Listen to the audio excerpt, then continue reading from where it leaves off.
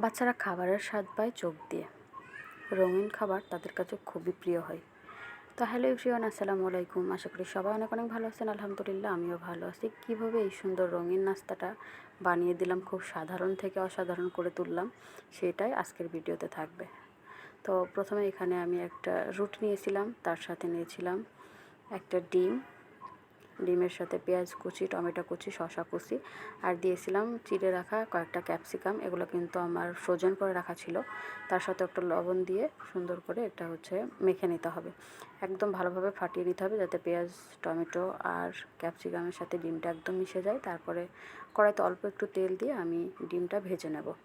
ডিম এটা কিন্তু খুবই সাধারণ, একদম শুধু ডিম দিয়ে, কিন্তু এই যে টমেটো, ক্যাপসিকাম এগুলো দেওয়ার কারণে কিন্তু ডিম ভাজির সুন্দর একটা কালার এসছে, আর বাচ্চারা এটাই পছন্দ করে।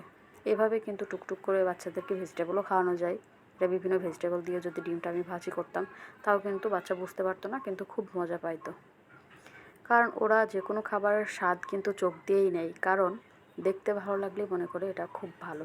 খাবারের স্বাদ আর বাচ্চারা কতটুকু বোঝে, কিন্তু যদি দেখতে ভালো হয় খুব পছন্দ করে, আর দেখতে যদি ভালো না হয় তাহলে কিন্তু পছন্দ করে। এটা আমাদের বাবুর ক্ষেত্রে হয়, বেশিরভাগ সময় আমি দেখছি।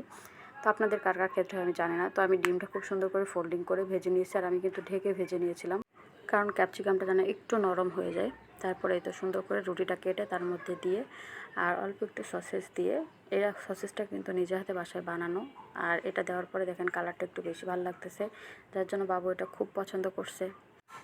একটা ডিম, একটা রুটি আর ঘরে থাকা সামান্য কিছু উপকরণ দিয়ে খুব সুন্দর একটা নাস্তা বানিয়ে দিলাম সন্ধ্যাবেলা। আপনাদের কার কাছে কেমন লেগেছে অবশ্যই কমেন্টে জানাবেন। ভালো লেগে থাকলে অবশ্যই লাইক, কমেন্ট, শেয়ার করে দিবেন।